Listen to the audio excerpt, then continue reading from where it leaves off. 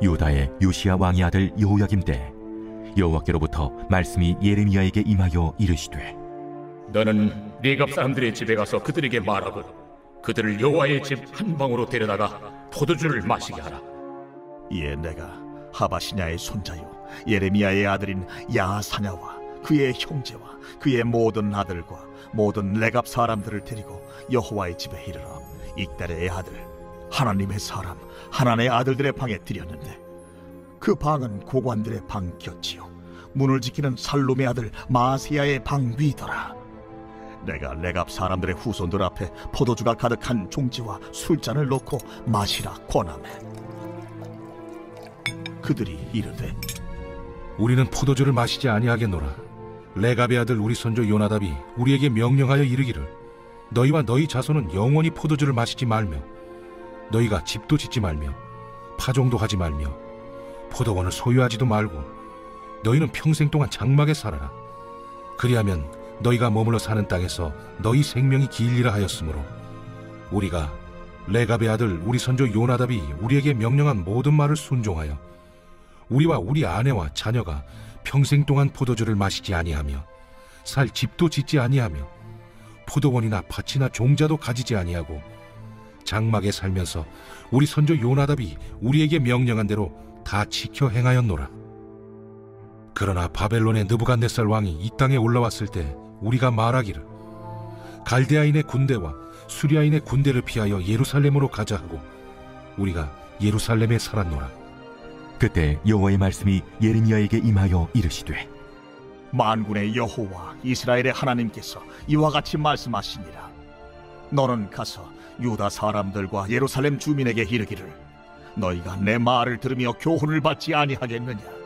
여호와의 말씀이니라. 레갑의 아들 요나답이 그의 자손에게 포도주를 마시지 말라 한 그 명령은 실행되도다.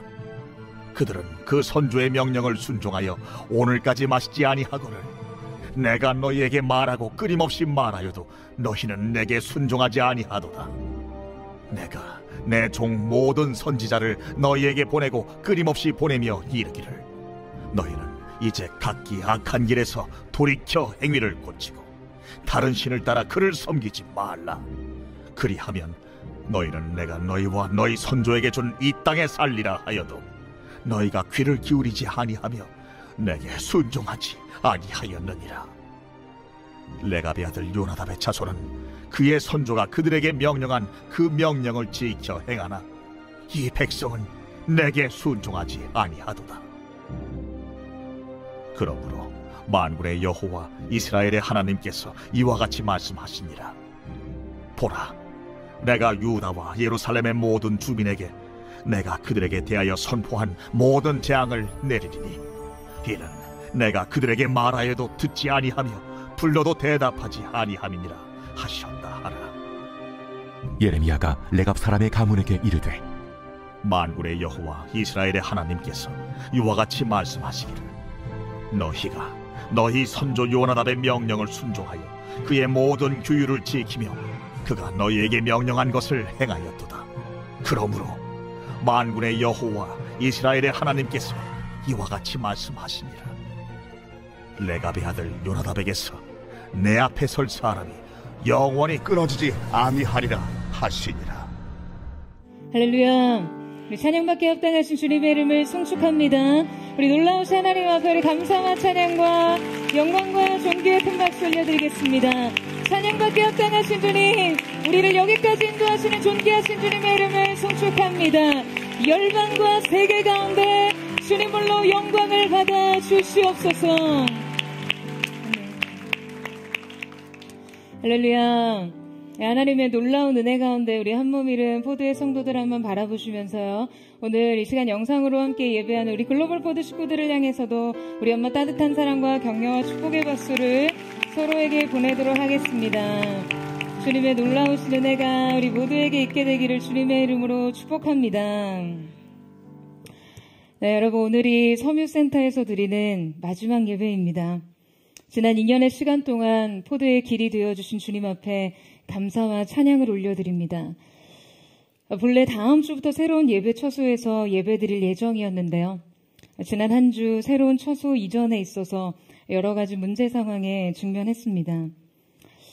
고작 한 주를 남겨두었고 또 마땅한 현실적인 대안들이 준비되지는 않은 상태이지만 다음 주 새 처소 이전 예배를 보류하고 다음 주는 온라인 예배로 영상 예배로 전환하려고 합니다.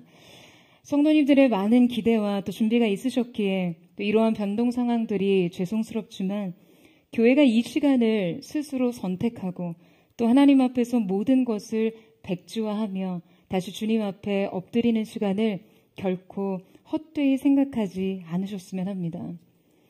이번 결정을 내리기까지 지난주 매우 급박하게 상황이 전개되었는데요. 여러 가지의 상황의 압력과 또 결정의 무게가 결코 감당하기 쉽지는 않았지만 한 가지 문제 앞에서 제가 결코 타협할 수 없다라는 것을 깨달았습니다.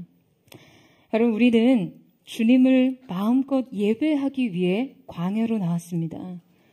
단지 예배하기 위해서가 아니라 마음껏 예배하기 위해서, 하나님이 전부인 것처럼 예배하기 위해서, 그 예배에 전부를 걸고 싶어서 교회가 되었습니다.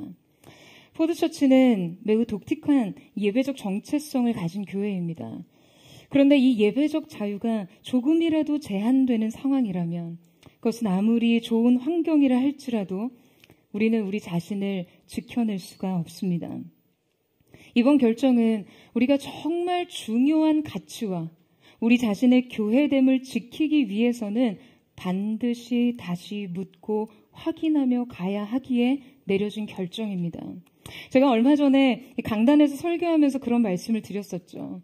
어떠한 선택 앞에서 우리가 마땅히 해야 할 질문은 이것이 성공할 것인가가 아니라 이것이 하나님의 뜻인가 라는 것을요.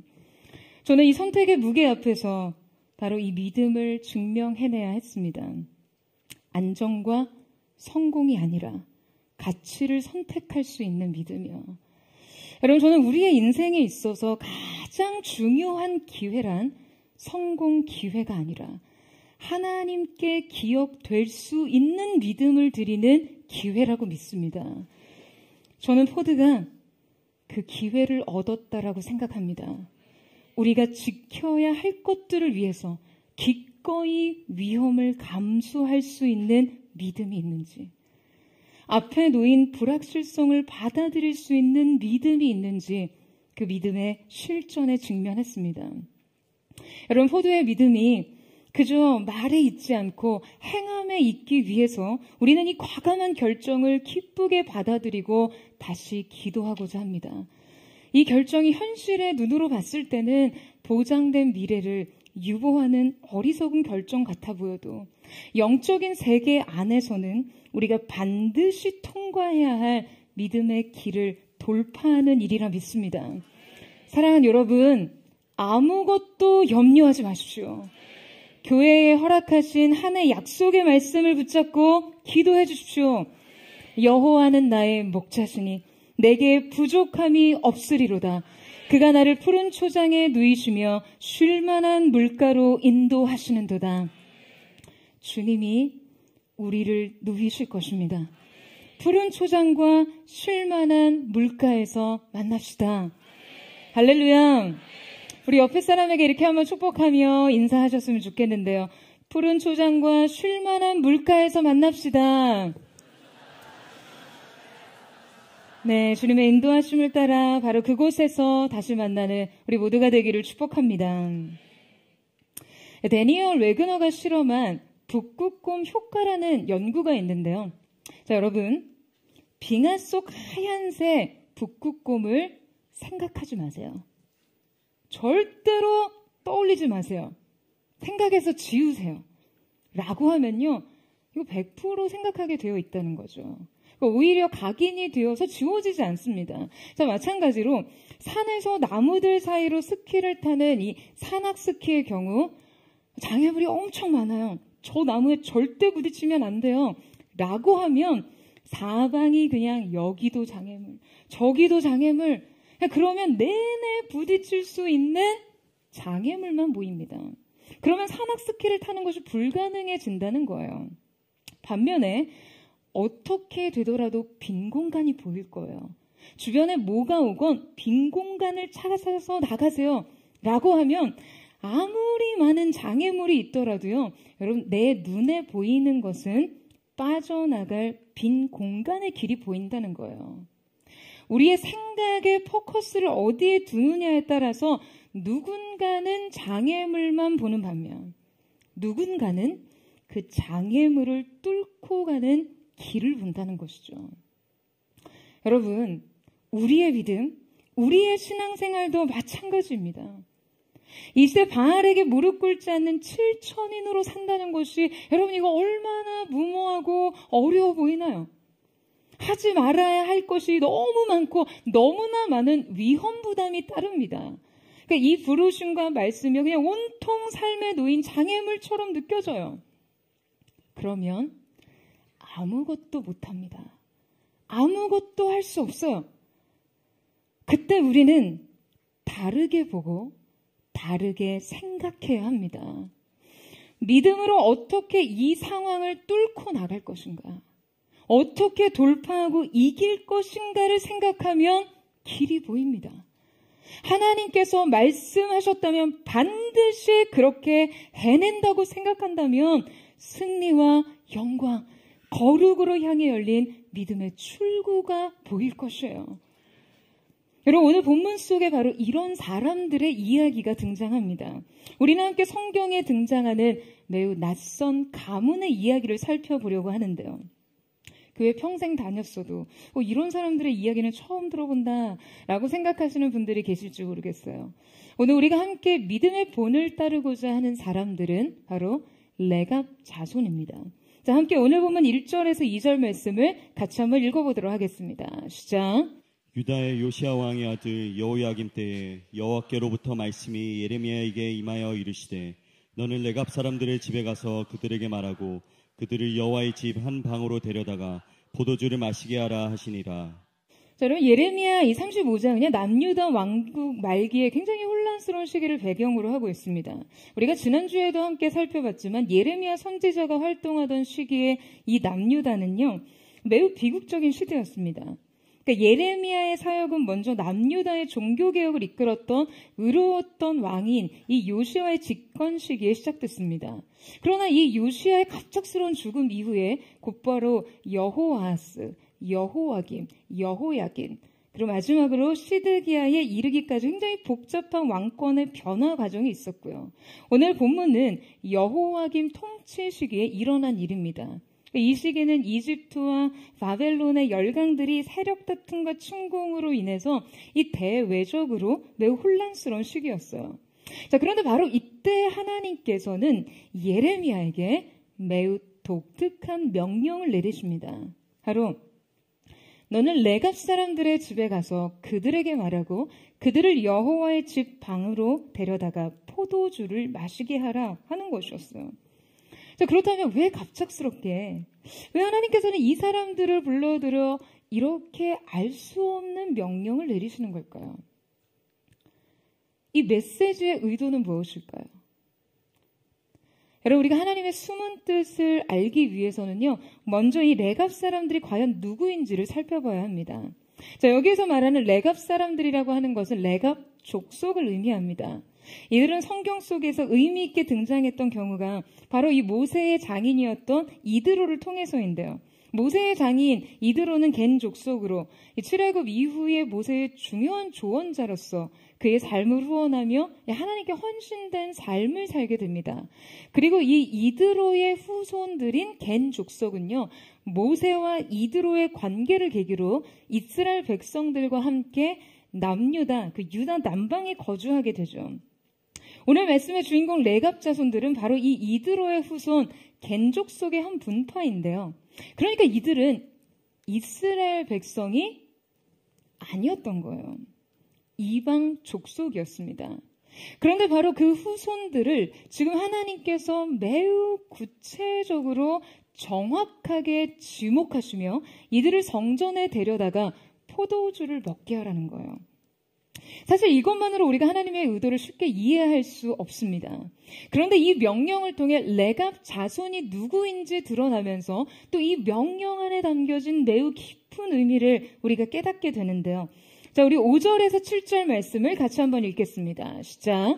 내가 레갑 사람들의 후손들 앞에 포도주가 가득한 종지와 술잔을 놓고 마시라 권하매 그들이 이르되 우리는 포도주를 마시지 아니하겠노라. 레갑의 아들 우리 선조 요나답이 우리에게 명령하여 이르기를 너희와 너희 자손은 영원히 포도주를 마시지 말며 너희가 집도 짓지 말며 파종도 하지 말며 포도원을 소유하지도 말고 너희는 평생 동안 장막에 살아라. 그리하면 너희가 머물러 사는 땅에서 너희 생명이 길리라 하였으므로. 자, 여러분 지금 예레미야가 그들을 예루살렘 성전의 어떤 특정한 장소, 고위 인사들이 머물던 매우 중요한 장소로 불러들였습니다. 자, 이곳에 초대되어서 들어간 레갑 자손들이요, 자신들을 위해서 베풀어진 음식과 포도주를 보게 됩니다. 그러니까 이것들을 보고 그들은 심리적으로 다소 부담을 느낄 수밖에 없었겠죠. 여러분 어느 날 다소 비호감이기는 하지만 어쨌든 굉장히 시대적 영향력이 있던 한 지도자가 여러분을 초대해서 음식을 베풀고 환대하며 포도주를 권한다라고 생각해 보세요.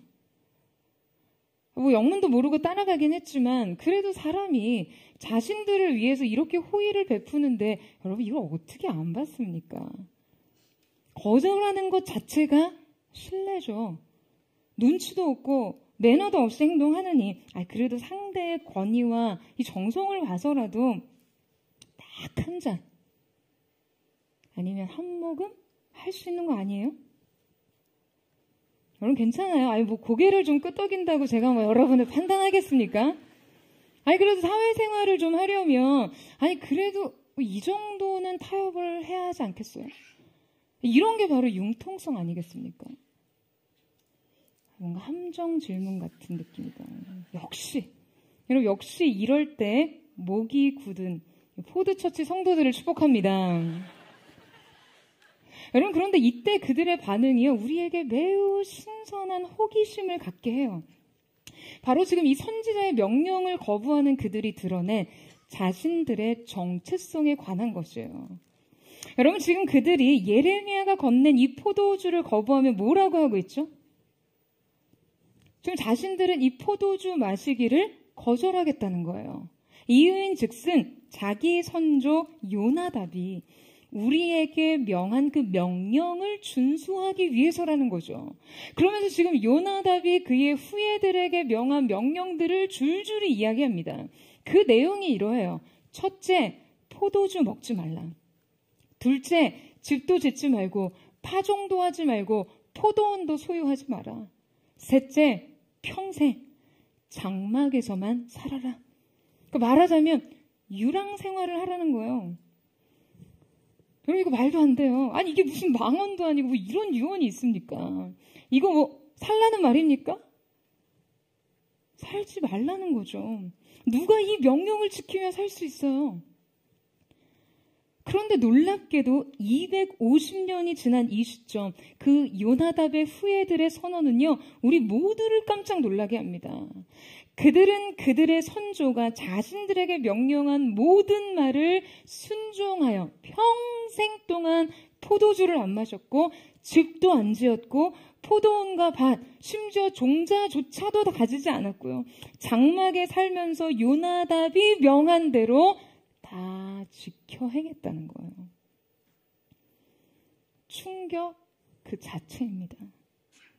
여러분 요나답 이후 지금 예레미야 시대까지는요 무려 250년이 흘렀어요. 그러니까 이 명령을 그대로 빠짐없이 다 지켜 행했을 뿐 아니라 그 생활을 지금 250년 동안 지속하고 있다는 거예요.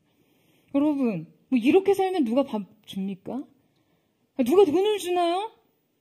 반대로 이렇게 안 살면 목에 칼이라도 들어옵니까? 250년 전 자신들의 선조가 정한 이 신앙의 율례를 지금까지 지키고 살아왔다고요? 여러분, 예레미야가 처음 하나님께서 이 레갑 자손들을 데리고 오라고 명하셨을 때 무슨 생각을 했겠어요? 그들은 이스라엘 12지파에 속한 족속도 아니었잖아요. 그야말로 요새 거친 말로 하면 득보잡 아니었어요? 그런데 그들을 데려다가 포도주를 먹이라는 그 하나님의 이해할 수 없는 명령에 순종했더니 지금 그들이 너무나 놀라운 말을 하고 있는 것이죠. 아마 이들의 말을 들으며 예레미야는 하나님의 의도를 즉시 눈치챌 수 있었을 거예요. 여러분, 레갑 족속은요, 하나님의 샘플이었습니다. 이 땅에서 하나님의 백성들이 어떻게 삶을 살아야 하는지를 보여주는 살아있는 샘플 말이에요. 하나님이 250년간 유랑하며 살고 있는 이 숨겨진 족속들의 감춰진 삶을 결코 놓치지 않고 추적 관찰하시면서 지금 이 성전에 데려다 놓으시고는요, 말씀하시는 거예요. 보라, 이 사람들을 보라. 이 레갑 사람들을 보라. 여러분, 저는 최근 여러 가지 이 나라의 상황들과 또 그 안에서의 신앙적인 고민들, 또 교회에 당면한 과제, 그 안에서 1+7천의 이 결단을 명하신 이 영적인 방향성과 우리의 정체성에 대해 고민하면서 계속해서 이 레갑 자손들을 떠올리게 됐습니다. 어떻게 살아야 하나? 어떠한 선택들을 해야 하나? 하나님은 우리에게 어떠한 삶을 원하시는가? 이 시대, 이 세대 가운데 우리 교회에 원하시는 그 하나님의 고유한 부르심, 우리의 정체성, 우리의 구체적인 결단은 무엇이 되어야 하나에 관한 것 말이죠. 올해 나라 안팎의 삶이 이토록 어지러울지 생각조차, 예상조차 못할 때 하나님께서는 우리의 교회에 이 영적 방향성을 명하셨습니다.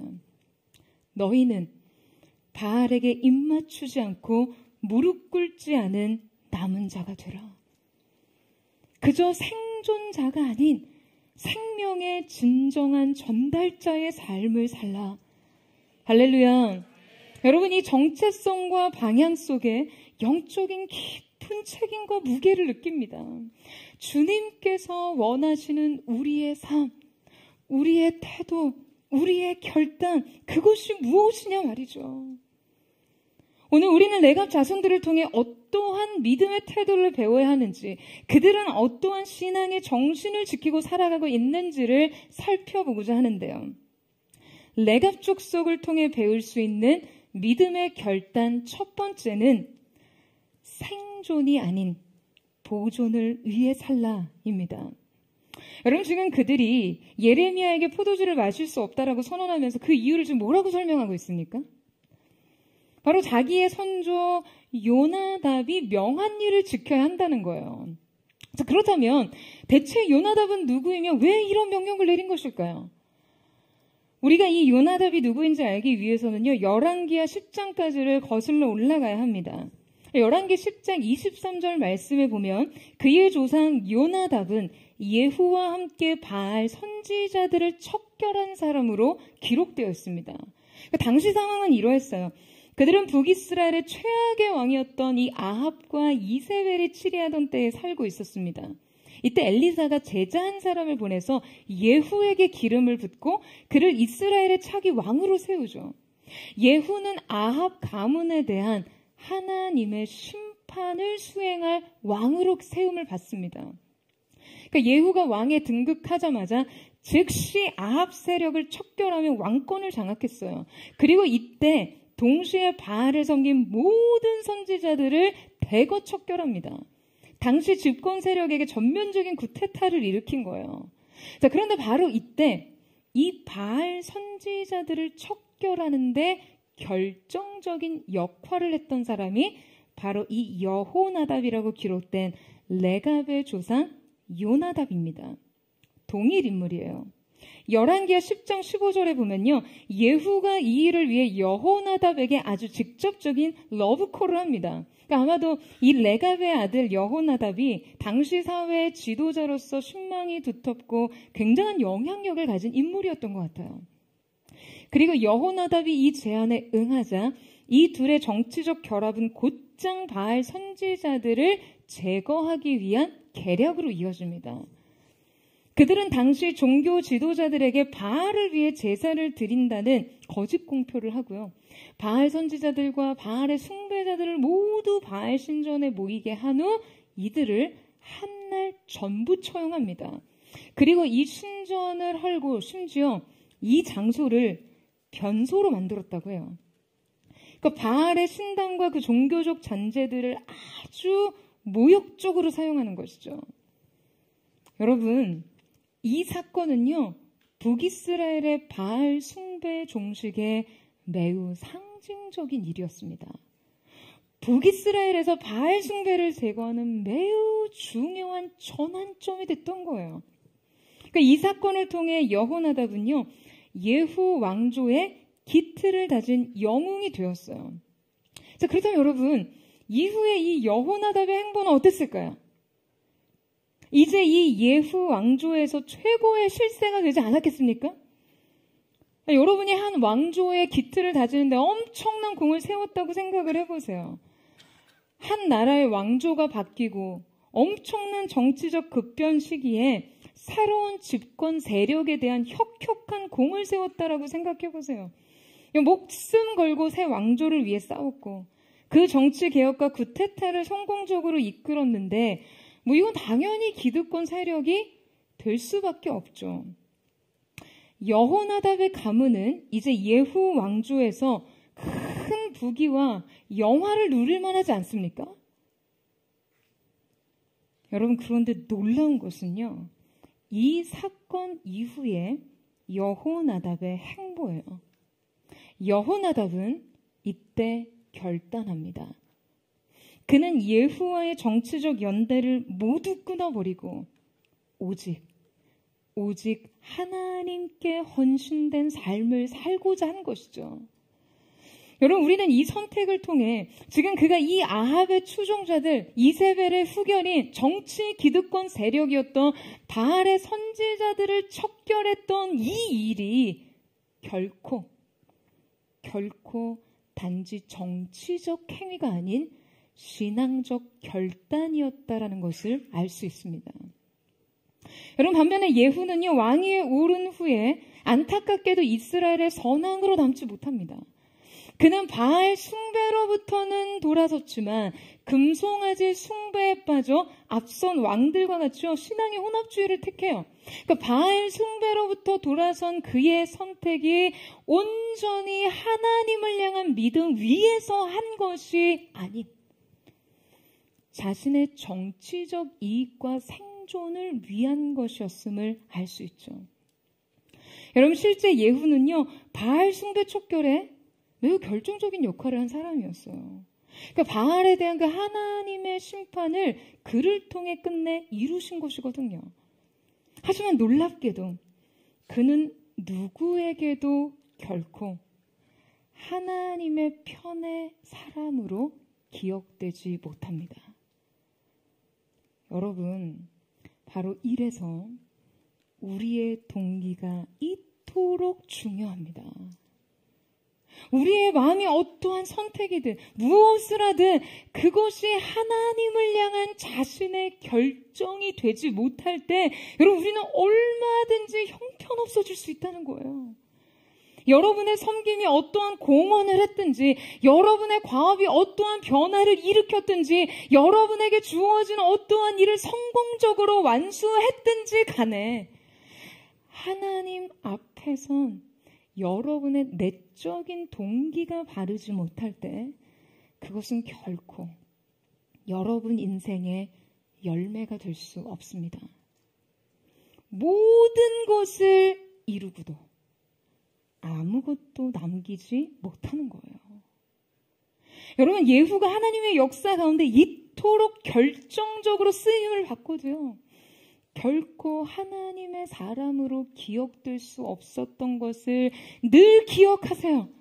그리고 여러분이 무엇을 하든 어떠한 일을 감당하든 이것이 하나님 앞에서의 순전한 결단, 하나님을 향한 동기가 되게 하십시오. 할렐루야. 여러분, 그 은혜가 있게 되기를 축원합니다. 여러분, 이 사건 이후에 여호나답은요, 예후와는 전혀 다른 삶을 선택합니다. 여호나답은 당시 그 시대에 넘치는 영적인 타락과 불법의 강한 반발심을 가지고 있었어요. 그는 이 바알 세력의 척결을 계기로 자신을 충분히 세력화할 수 있는 시기에 이 정치적인 야망을 버리고요, 모든 기득권적 삶과 권력의 중심에서 떠나 자신의 가문이 온전히 하나님께 집중된 삶을 살도록 완전히 새로운 삶을 개척합니다. 여러분, 그의 행보는요, 매우 독특했어요. 그는 생존을 택하지 않습니다. 그는 보존을 택했어요. 무엇의 보존이죠?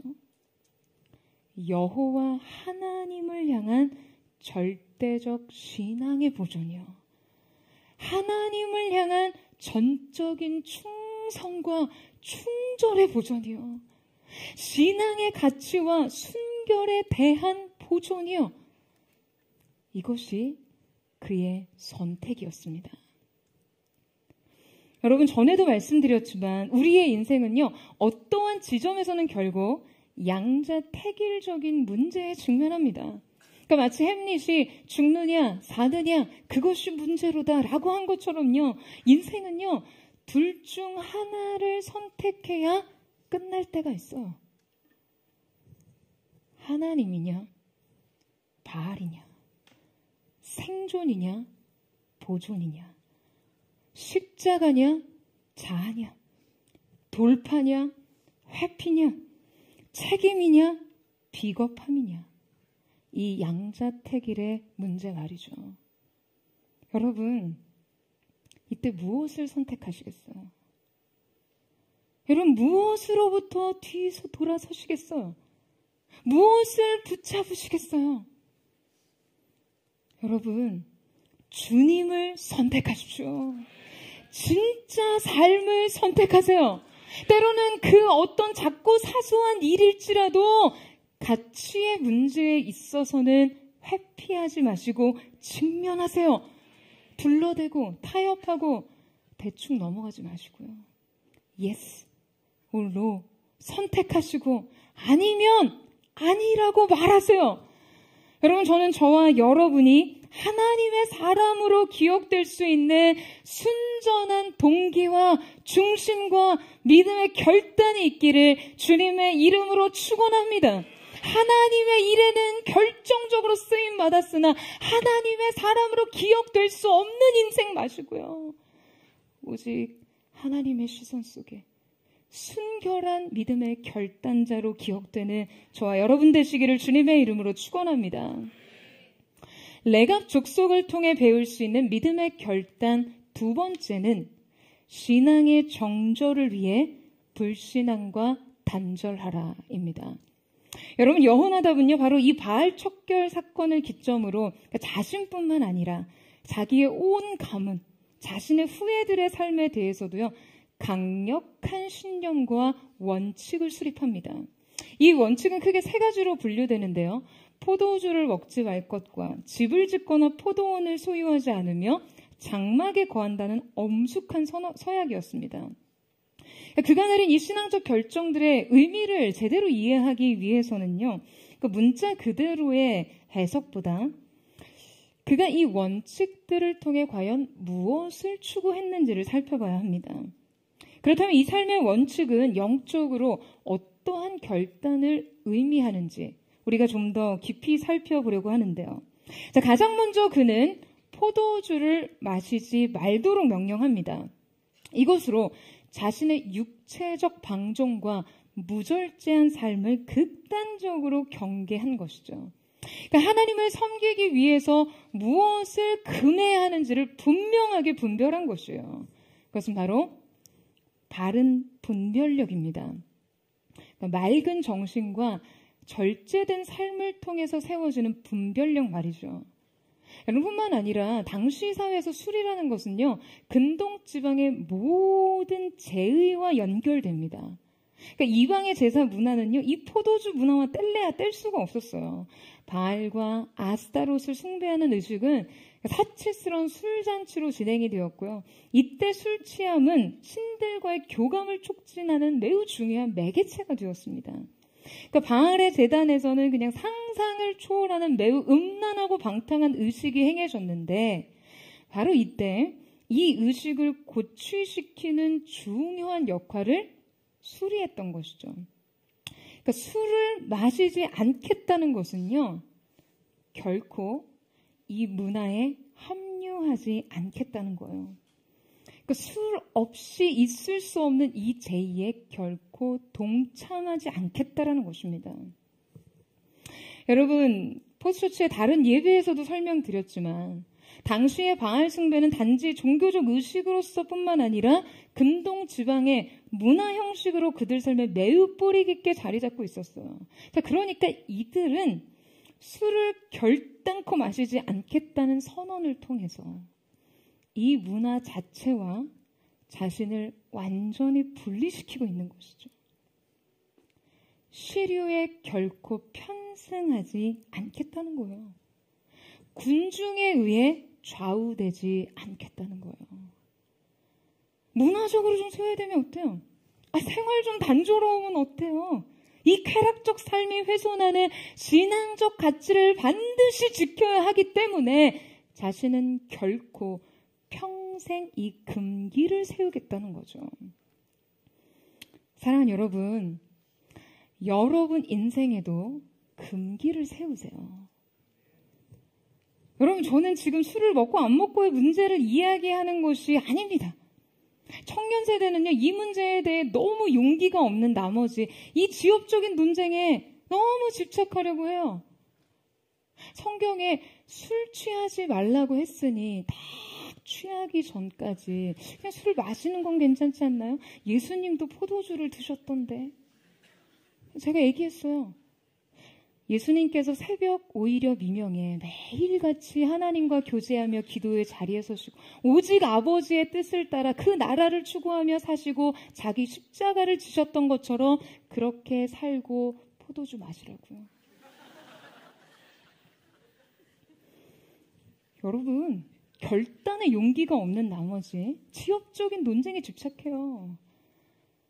여러분, 비범하게 사세요. 비범한 삶의 계획을 수립하십시오. 무엇을 하고 무엇을 하지 않을지 여러분의 가치 선택에 따라 날카롭게 선택하라는 거예요.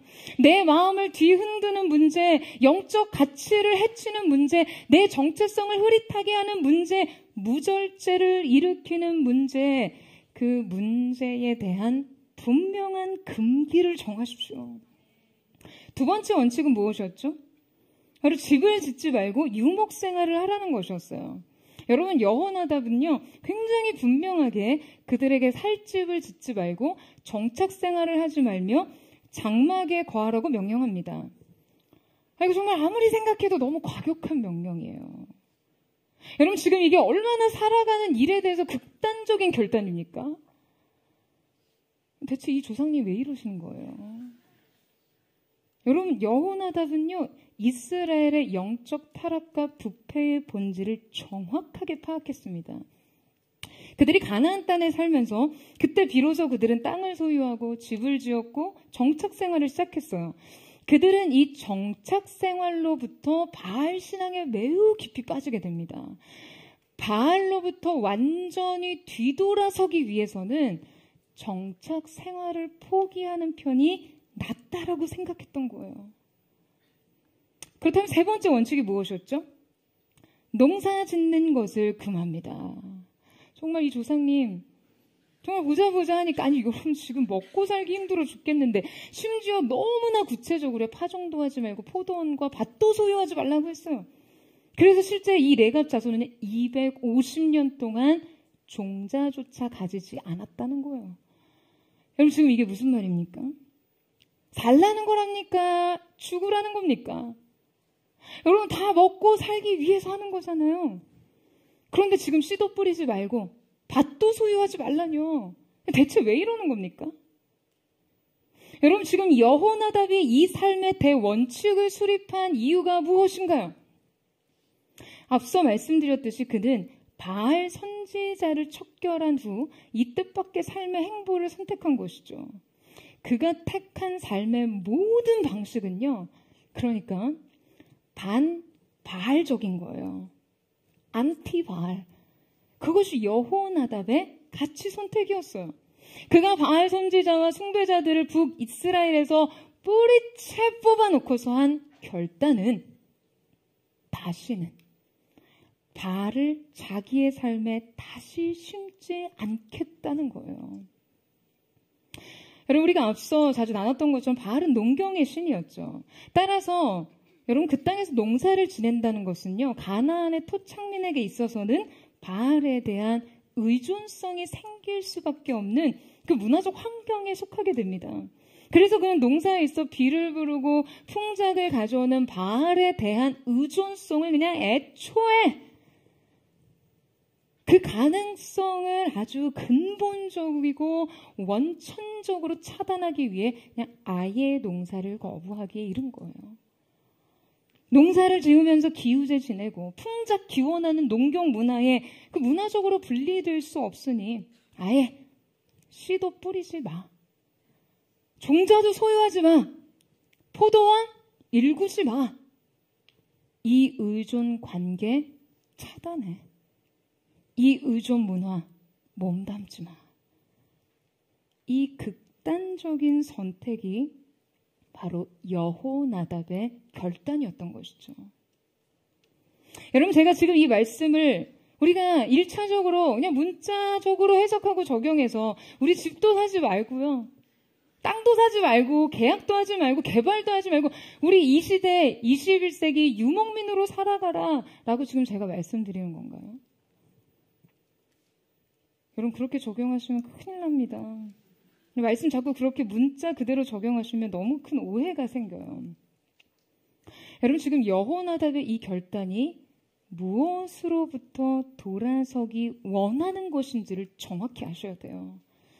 여러분, 그는요, 바알을 거부한 거예요. 바알로부터 뒤돌아서기로 결단한 것입니다.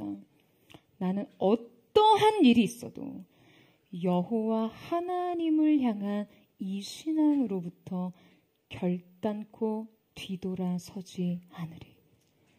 내가 만약 씨를 뿌림에 있어 그 바알에 대한 의존이 생긴다면 씨도 뿌리지 않겠다. 내가 토지를 소유함에 있어서 바알에 대한 타협이 생긴다면 평생 유목 생활을 하겠다. 내가 집을 지음으로 인해 이 신앙의 최전선에서 물러서려 하게 된다면 나는 평생의 장막에 거하겠다. 여러분, 이 결단인 거예요. 이 일사각오인 것이에요. 사랑 여러분, 그들의 이 믿음을 통해 무엇을 느끼십니까? 목사님, 뭐 느끼는 거 하나 없고요. 너무 부담스럽습니다. 그냥 감동은 없고 그냥 너무 부담스러워서 불쾌할 지경이에요 라고 생각하시는 분들 있으시진 않으신가요?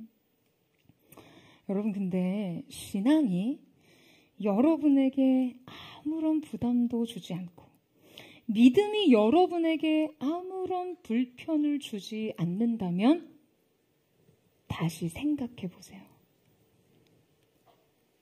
내가 무엇과 타협하고 있는가? 내가 무엇에 편승하고 있는가? 그냥 하나님이 여러 번 하는 일에 박수만 쳐주고 등만 토닥여주고 그냥 어깨만 들썩이게 해준다면 좋으시겠어요? 여러분, 그것이 주님을 향한 여러분의 믿음입니까?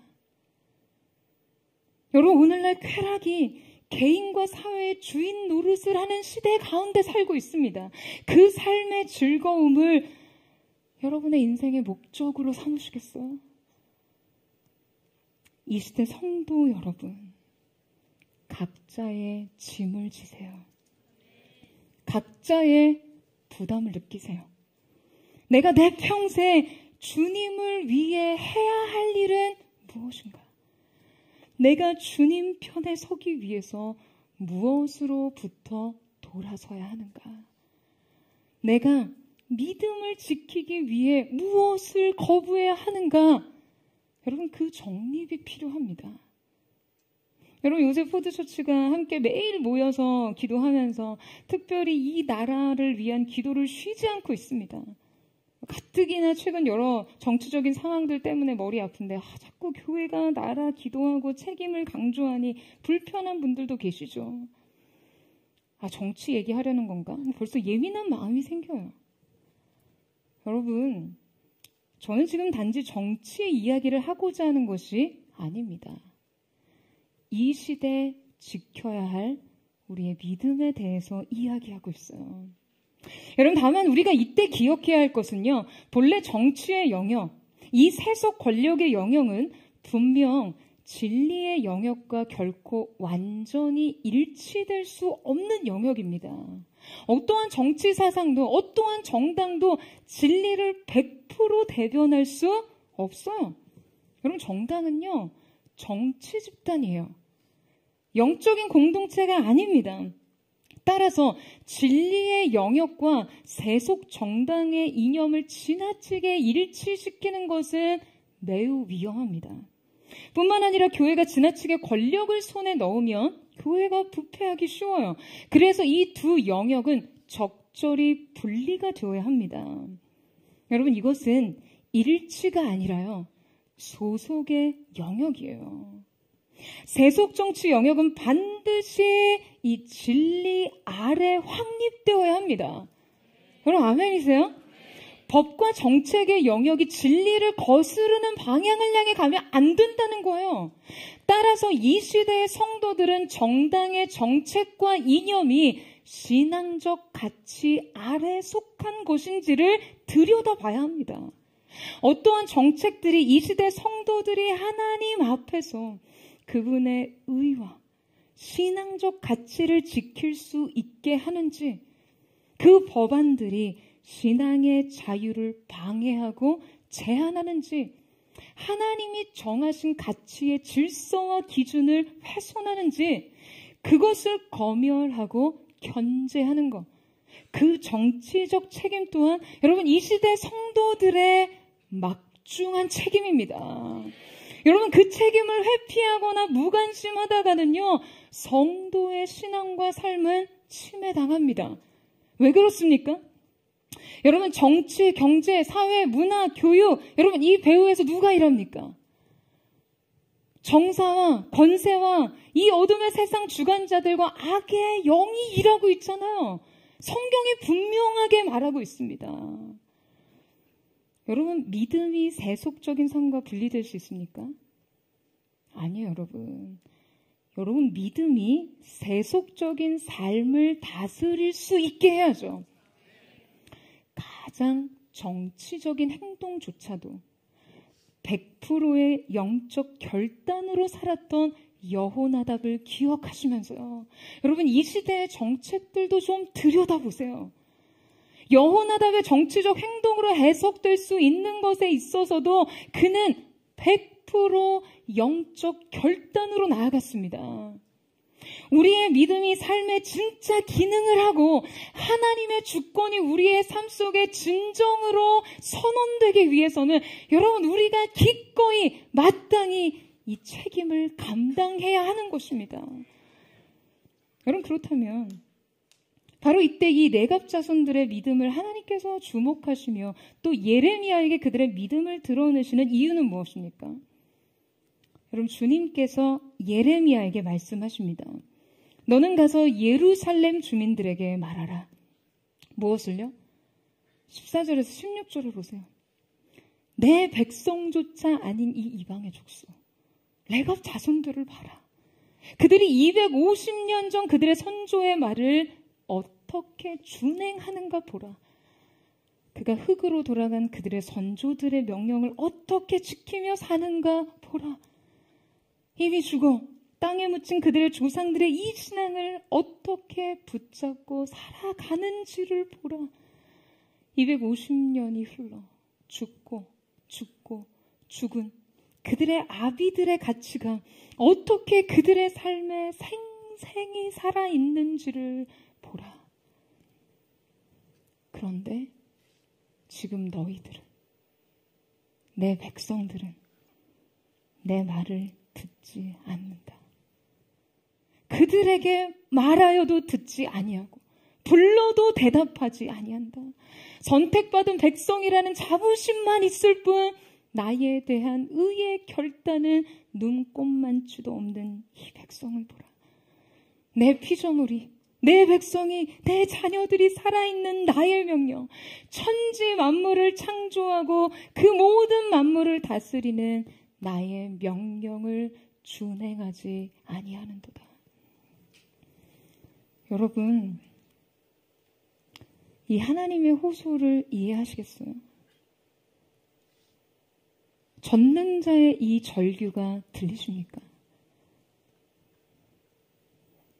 여러분, 레갑 족속 그들은 프로미스 키퍼였고요. 이스라엘 백성은 프로미스 브레이커였습니다. 약속을 지키는 자, 약속을 파기하는 자, 명령을 이행하는 자, 명령을 무시하는 자. 여러분은 어느 편에 속하십니까? 프로미스 키퍼입니까? 아니면 프로미스 브레이커이십니까?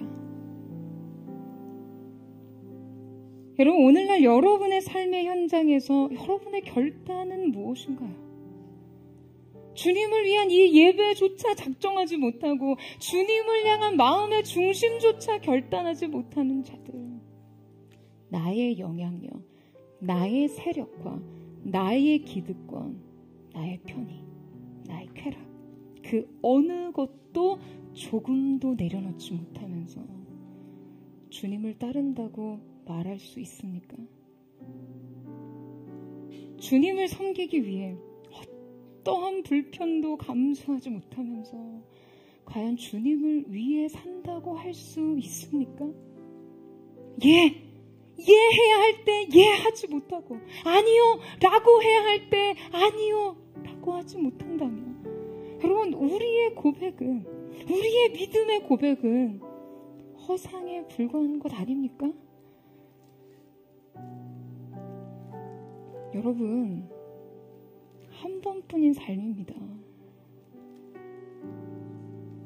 삶의 방향을 정하세요. 주님을 향한 각도를 정하십시오. 주님을 향해 서세요. 여러분, 인생의 바알로부터 뒤돌아서십시오. 여러분, 하나님께서는 레갑 자손에게 그들이 내 앞에서 영원히 끊어지지 않고 서게 될 것이라고 말씀하셨어요.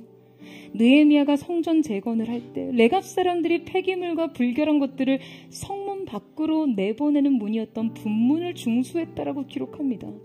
그들이 실제 하나님의 제사와 성전 일에 독특하게 쓰임을 받았던 것이죠. 여러분, 그들의 결단과 그들의 믿음을 기억하시는 하나님의 이 모습이 오늘 우리의 삶 속에 어떠한 울림을 주나요? 그들의 이 극단적인 믿음의 결단이 여러분 오늘 우리에게 어떠한 도전을 줍니까? 여러분, 주님을 위해 살기 원한다면 삶을 구체적으로 결단하십시오. 구원받았다면 구별된 삶을 추구하세요. 생존의 급급한 삶이 아닌 가치 보존을 위한 삶으로, 신앙의 정절을 지키기 위해 과감한 불신앙의 단절로.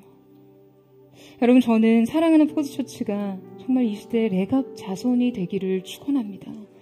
거룩한 프로미스 키퍼들로, 이 시대의 샘플로 정말 우리 하나님이 기억하실 만한 믿음을 주님 앞에 드리는 자들이 되기를 주님의 이름으로 축원합니다. 그래서 그 패역한 시대 속에서도 하나님이 숨겨지고 감추어진 그 한 가문을 일으키셔서, 시대여 보라, 그들을 보라, 내 앞에 사는 자들은 이러해야 한다라는 시대적 표지가 되는 저와 여러분 되시기를, 이 시대 성도 되시기를, 사랑하는 포드처치의 성도 되시기를 주님의 이름으로 축원합니다. 이제 우리 함께 찬양하며 기도하며 주님 앞에 나아갔으면 좋겠습니다. 사랑하는 주님, 우리가 이곳 이 예배의 자리에서 주님 앞에 목 놓아 외쳤던 우리의 믿음과 우리의 사랑이 허상에 불과한 것이 아니라는 것을 우리의 삶으로 살아내고 증명할 수 있기를 원합니다. 주님, 생존이 아닌 보존을 위해 살 수 있는 자들로 주님이 우리 가운데 주신 그 순전하고 아름다운 부름의 사명을 지키기 위해서 모든 것을 걸 수 있는 이 시대의 프로미스 키퍼들, 하나님이 기억하실 만한 믿음을 드리는 자들 될 수 있도록 역사하여 주시옵소서. 하나님, 행복이 아닌 거룩과 영광을 위해 사는 자들로 일어서기를 원하오니 오늘 그 고백을 기쁘게 받으시고 주님의 마음을 부어 주옵소서. 우리 그 마음의 열망을 담아 우리 주님 앞에 나아가 찬양하기를 원합니다. 나의 소망을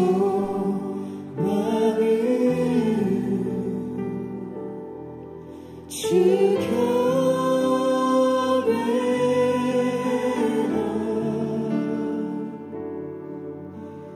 내 마음 다해 주 경배해.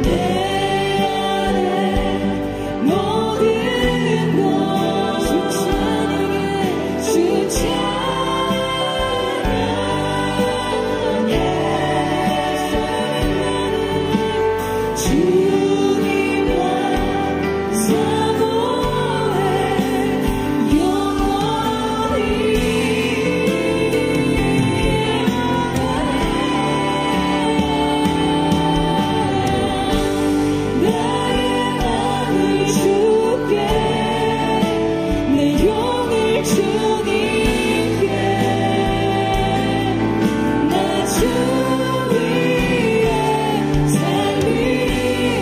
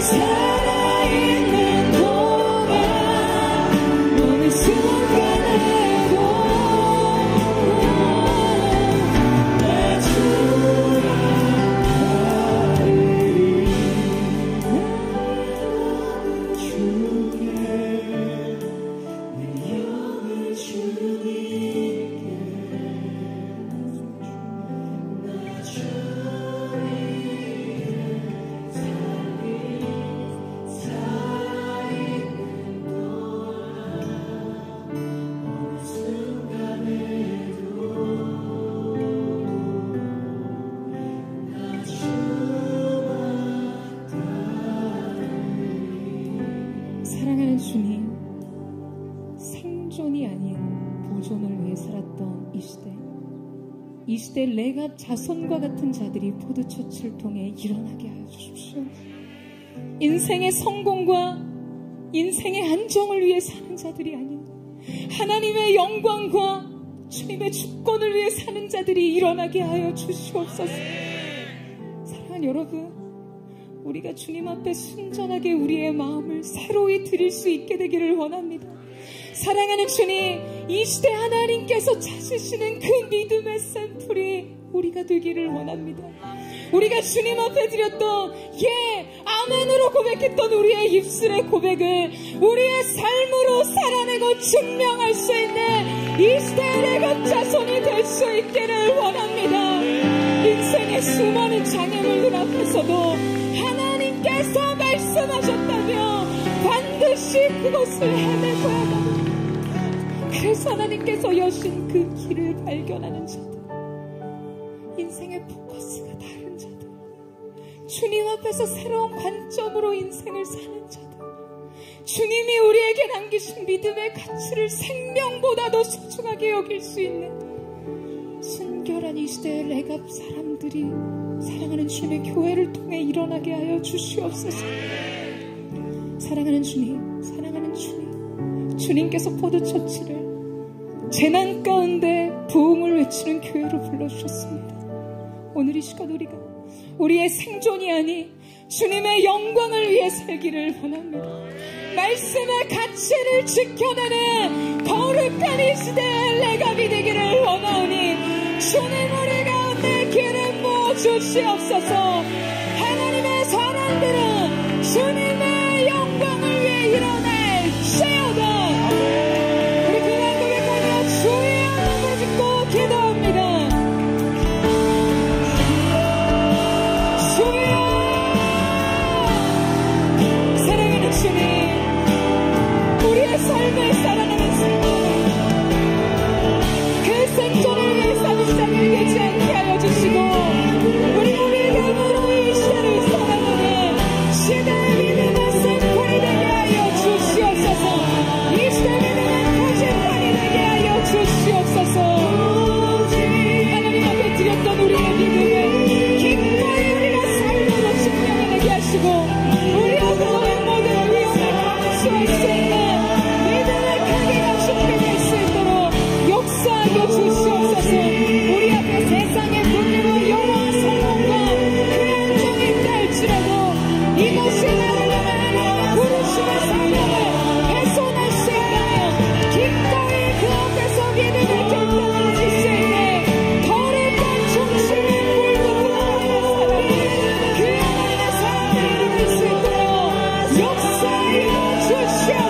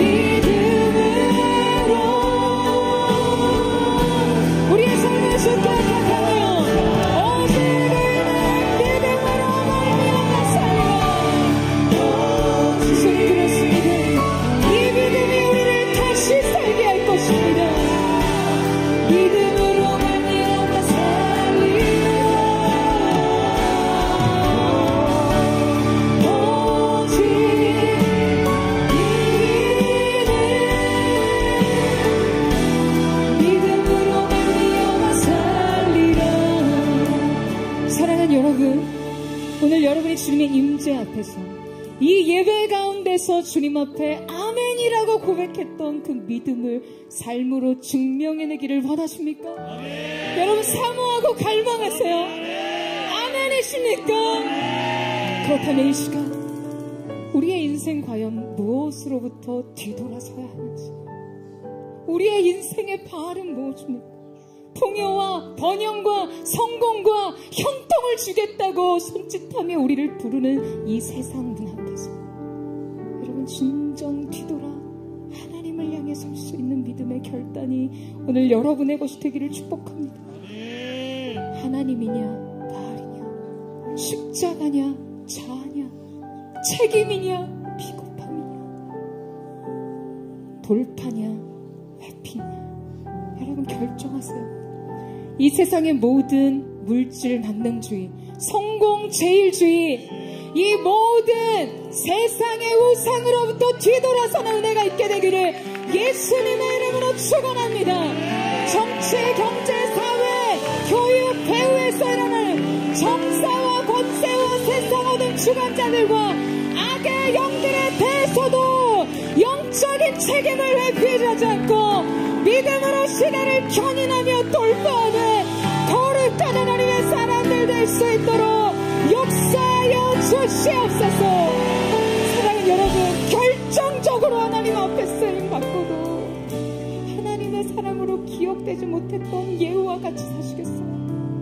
아니면 인생의 그 모든 선택 가운데 하나님을 향한 순전함, 그래서 오직 그의 인생의 최대의 찬스란 하나님이 기억하시는 믿음을 드리는 것, 그것에 인생 포커스를 맞추실 수 있겠습니까?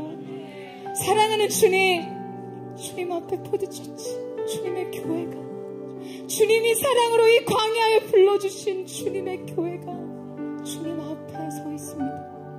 이들이 이 시대에 구별된 7천인의 세대가 되게 하여 주시옵소서.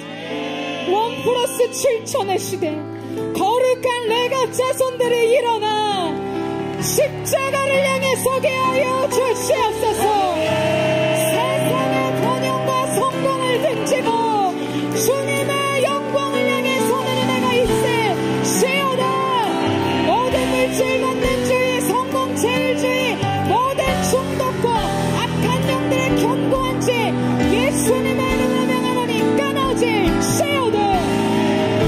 우리 그렇게 결단하기를 원하는 사람 다 같이 그 자리에 일어나셔서 우리 주여 세 번만을 듣고 우리 합심을 통성으로 기도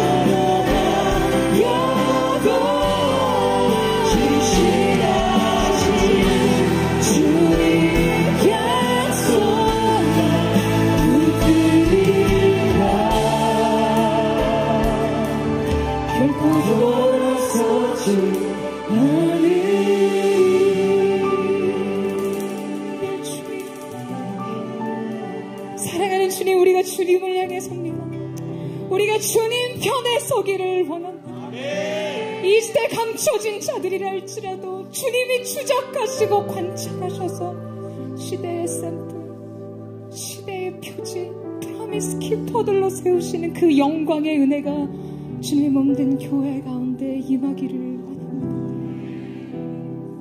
여러분, 이 시간 우리 한 번 더 기도하며 나아갈 때 오늘 우리 포도처치를 위해서 하나님 앞에 기도하며 나아가기를 원합니다. 사랑하는 주님, 광야로 우리를 부르셨습니다. 하나님을 위한 그 예배, 그 온전한 예배를 세우며 마음껏 예배하기 위해 주님 우리를 부르셨습니다. 이 부르심 앞에서 결코 우리가 다른 것을 타협할 수 없습니다. 사랑하는 주님, 우리가 그토록 외쳤던 구호와 같았던 우리의 정체성과 믿음을 주님 앞에 삶으로 살아내며 삶으로 증명할 수 있는 주님의 교회 되기를 원합니다. 여러분, 이 시간에 우리가 기도할 때는요, 하나님께서 포도처치에 올해 해주신 약속의 말씀에 주님의 교회를 의탁하며 기도하기를 원합니다. 여호와는 나의 목자시니 내게 부족함이 없으리로다. 그가 우리를 푸른 초장에 인도하시며 쉴만한 물가로 인도하시는도다. 자기의 이름을 위해 의의 길로 인도하시는 주님의 인도하심을 구합니다. 그러나 주님, 우리가 진정 구하는 것은 푸른 초장도 쉴만한 물가도 아닌 선한 목자 되신 당신이십니다. 사랑하는 주님, 포도처치 가운데 선한 목자 되신 주님의 인도하심이 나타나게 하여 주시옵소서. 거룩 하신 주님의 인도하심을 따라 우리가 주님 앞에 서게 하여 주시옵소서. 푸른 초장과 쉴만한 물가의 인도하심이 모두의 다음 걸음 가운데 있게 하여 주옵소서. 불확실성을 기꺼이 끌어안는 믿음의 능력이 우리 가운데 있게 하여 주시옵소서. 우리 주의 영광 부르짖고 모두의 다음 걸음을 택하며 기도하며 나아가겠습니다.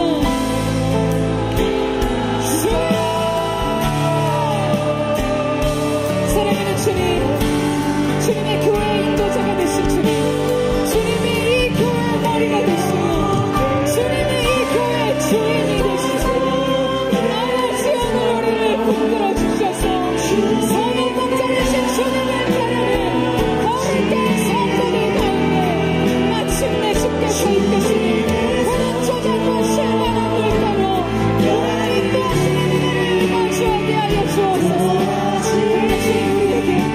그 어떤 푸른 초장과 어떠한 쉴만한 물가보다 주님 당신이 우리의 가장 온전한 세계가 되시죠. 주님 외에 더 나은 푸른 초장은 없으니 주님의 인도심이 더 나은 쉴만한 물가가 없으니 언제나 주님과 우리가 있게 하시고 아버지, 우리 앞에 당신이 계시게 하여 주옵소서. 우리의 삶과 주님의 교회를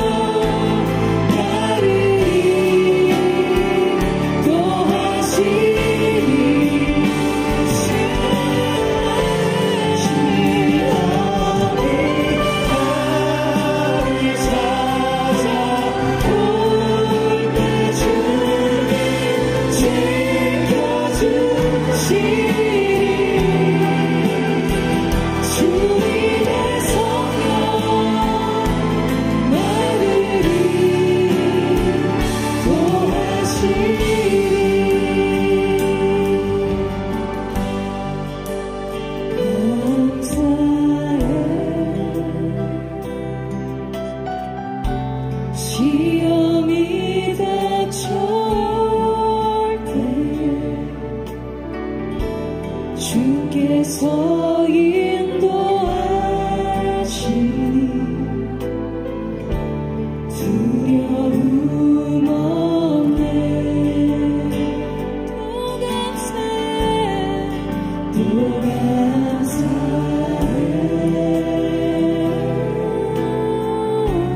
고통 찾아올 때에 주께서 지켜주시는 승리하리라.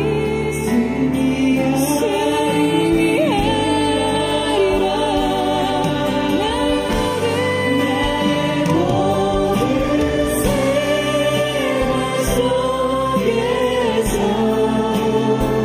주님이 함께하시니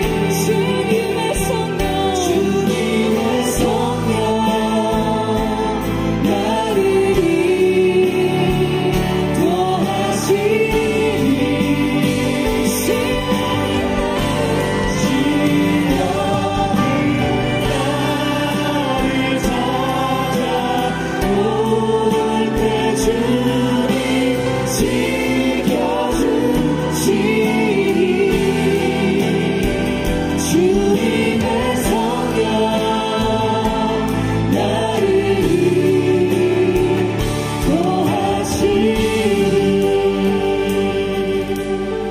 우리를 여기까지 인도하신 하나님께서 우리의 다음을 또한 인도하실 줄로 믿습니다. 오늘 이 예배가 섬유센터에서 드리는 마지막 예배입니다. 좌석에 불편함이 있으시겠지만 가능하신 분들은 그 자리에서 다 무릎을 꿇으시고 오늘 이 시간 사랑하는 주님, 지난 2년의 시간 동안 우리가 정말 이곳에서 하나님을 마음껏 예배할 수 있도록 우리를 이끄시고 인도하신 주님 앞에 감사와 찬양을 올려드립니다. 또한 우리가 지금 이 시간 주님 앞에 꿇은 이 무릎 꿇음은 우리의 인생 믿음의 상징이 되기를 원합니다. 사랑하는 주님, 우리가 오직 주님 앞에서만 무릎 꿇는 자들이 되게 하여 주십시오. 주님, 이 사랑과 충절을 지켜내는 자들이 되게 하여 주시옵소서. 우리를 통해 이 세대 가운데 우리의 삶이, 우리의 교회가 단지 생존하는 것에 목숨 걸지 않게 하시고 진정한 생명의 전달자들, 이 시대의 거룩한 시드볼트로 하나님의 때를 예비하는 남은 자들이 되게 하여 주시옵소서. 오늘 이 두 가지의 마음을 주님 앞에 올려드리며 기도하기를 원합니다. 사랑하는 주님, 감사합니다. 지난 2년 동안 우리를 이끄신 하나님, 무한한 영광과 찬양을 받아 주시옵소서. 주님 앞에 변함없는 사랑과 충성으로 주님의 길을 걷기를 원합니다. 이 삼성 땅 가운데 심겨진 기도와 예배의 눈물이 이 땅을 변화시키며 하나님의 통치의 질서를 회복하는 씨앗이 되게 하여 주시옵소서. 우리의 다음 걸음은 알 수 없으나 하나님은 아심을 믿습니다.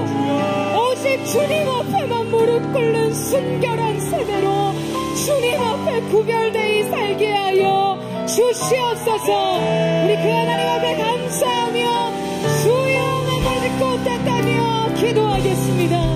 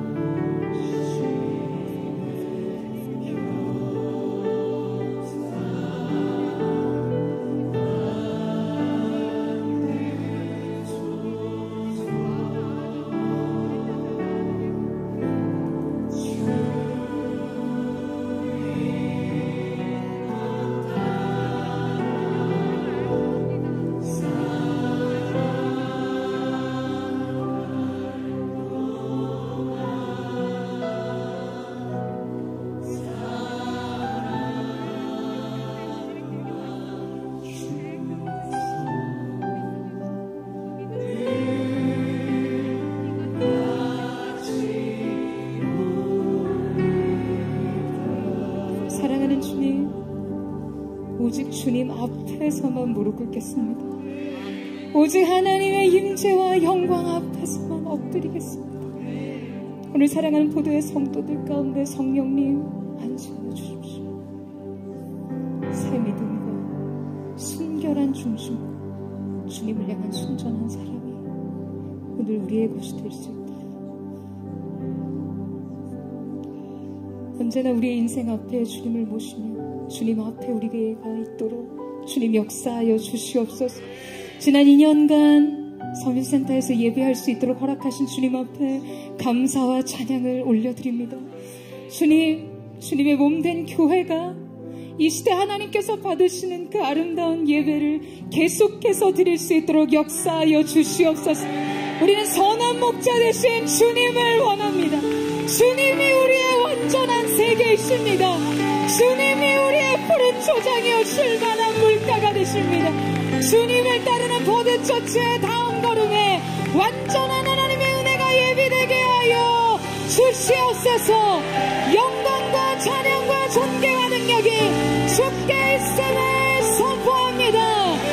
그 하나님 영광을 받아 주시옵소서. 존귀와 찬양을 받아 주시옵소서. 그 하나님 앞에 감사와 찬양을 올려드리며 존귀하신 예수님의 이름으로 기도드립니다. 아멘. 아멘. 그 놀라우신 하나님, 거룩하신 하나님, 존귀하신 하나님 앞에 우리 감사와 찬양과 영광의 큰 박수 올려드리며 나아가겠습니다. 아름다우신 주님의